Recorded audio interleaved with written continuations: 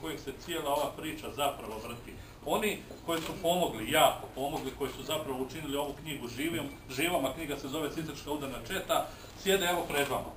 Sjede pred vama, tu je predsjednik udruge antifašističkih boraca i antifašista Brezovica Sisak Gabriel Malović, tu je Božidar Dugoljić, jedan od urednika knjige, Ilija Ranić, jedan od urednika knjige, i ovdje su i prijatelji i poznanici. Nepoznanici, nije imao poznanika Ivan Maslić, imao je prijatelji, imao i neprijatelja, ali poznanike nije imao. Dakle, tu su njegovi prijatelji Marijan Malina, Vladimir Pajtlar i Ante Bobet.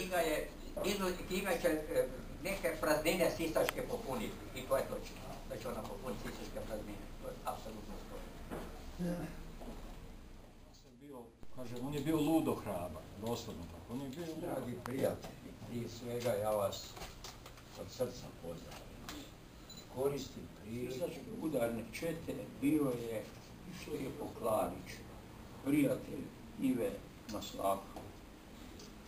Ukratko, Štepo je imao zadatak, jedan tajni partizanski preneš štamp i tako dalje, i naletio na ustašku zasjedu.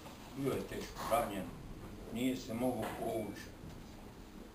Ali je uzeo bombu u ruku i držao dok nisu ustaše došli na njega i onda ju aktivirao.